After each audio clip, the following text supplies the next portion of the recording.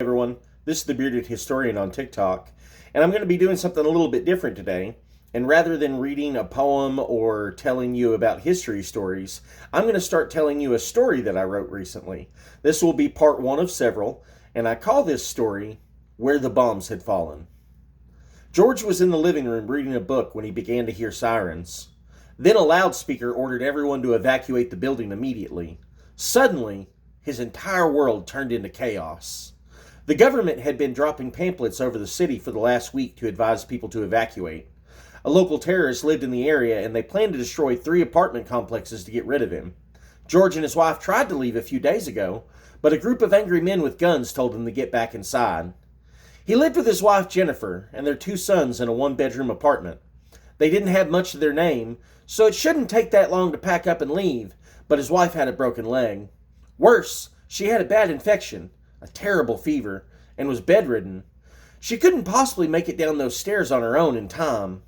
As one of the oldest structures in the region, they moved here because they thought it was a safe place to raise their family. Bombing a whole building full of innocent people seemed insane. That's what George thought, at least. But now it was really happening. When the alarm sounded, George shouted for the boys. "Ben! Bryce! We need to leave now! Grab what you want to take with you, and I'll take you both downstairs." They both shouted, "Yes, sir!" Ran to the corner of their room to grab things, making an awful commotion in the process. As young as they were, he didn't expect them to make good choices on what to bring, but he wanted them distracted while he talked to their mother. He and the boys camped out in the living room while Jennifer took the bed. Comfort and rest were the best medicine for this kind of nasty infection. That's what the doctor had said, anyway. George looked down at his watch to check the time. The speaker said 20 minutes, and he imagined talking to the boys and thinking about what to do next had probably taken about a minute. So there were 19 minutes left.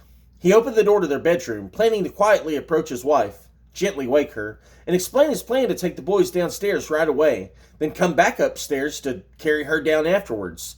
He softly shut the door and turned to see his wife sitting up in bed, staring at him. Sweat drained down her face as if she'd been in a sauna all afternoon. It was certainly a warm summer afternoon, but the chalk-white nature of her skin and the raspiness of her voice made it clear her infection wasn't any better. Her eyes were listless, but she spoke with a surprising firmness from a person so obviously about to collapse under their own weight. "George, take the boys and go.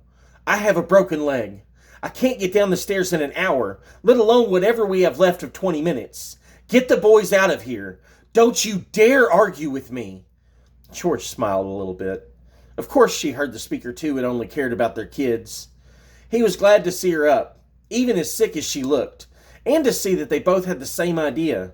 She all but growled at him. "What the devil are you smiling about? I said get the boys and go. Now!" And I'm going to stop this and we'll do part 2 next.